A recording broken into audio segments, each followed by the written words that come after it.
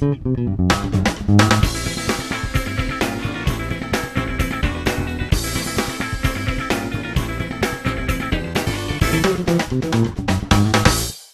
since I was a little kid, I've had a great appreciation for cars.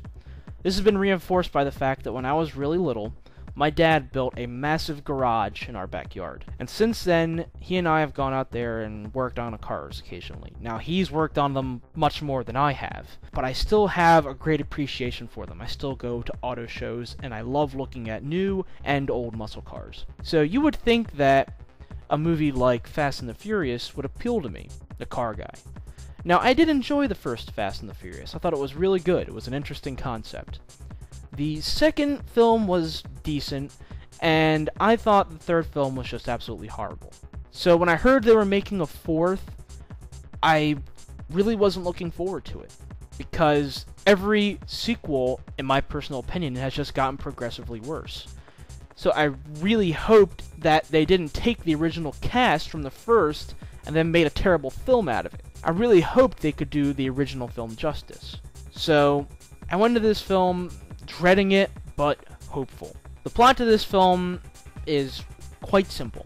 We're introduced to many of the original cast members from the first film. You have Vin Diesel, Paul Walker, Michelle Rodriguez, Jordana Brewster.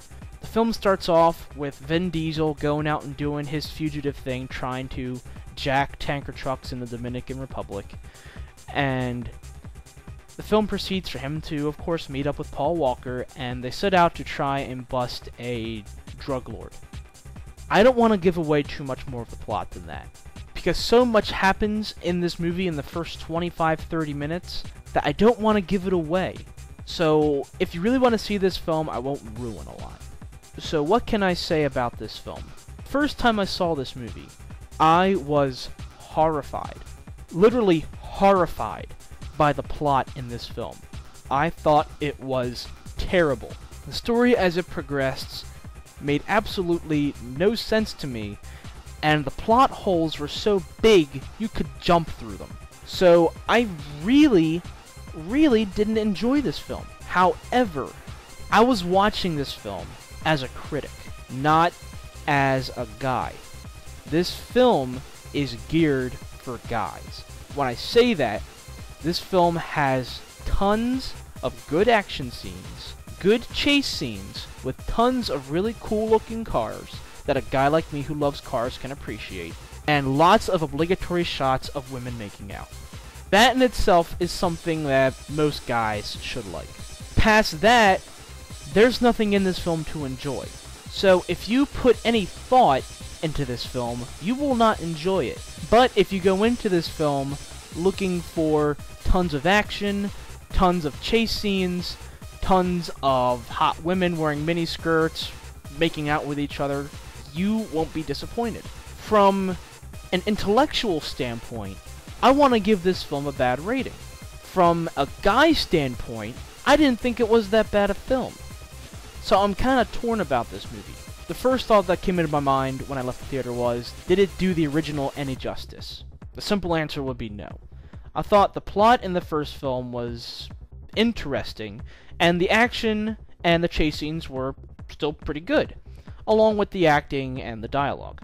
This film had pretty poor dialogue, pretty poor acting, and a terrible plot. So those things compared to the first film sucked. However, the action was still good. It was at least on par with the first film. The chase scenes and the cars were at least on par with the first film. And there were a lot more hot women in this film. So that was a plus, although you can't write a whole film on that. In one sense, it has a lot of the stuff we enjoyed from the first film in this series, but in another sense, it's still worse than the original. I can't give this film a great rating, but from a guy standpoint, it's still not terrible. So, final rating. Again, I am conflicted about what rating I should give this film. From an intellectual standpoint, this is something that I would not recommend anyone to see. However, from a pure action lover standpoint, this is something that's decent. It's probably worth a matinee. I'm going to give this film 2.5 stars. Now, this film is not terrible, but it is by no means good. If you love action, if you love cars, and you love shots of women making out every 5 minutes, then you'll probably walk out of this film pretty happy. However, if you're like me and you actually want a little substance in the film with some plot, with some good acting, and with some good dialogue, you'll probably be upset.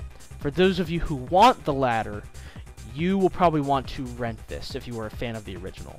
So if you go into this film not looking for good plot or good acting or good dialogue, you won't be disappointed. You'll think it's at least on par with the original. So for those of you who want that, I would suggest that you at least see it at a matinee. But this film did leave one lasting effect with me.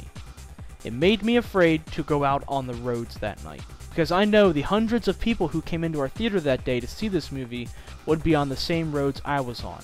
And heaven forbid I have to cross that person who happens to be doing their best Vin Diesel impersonation as they're driving down the road, hitting 120 miles an hour in their Nissan POS.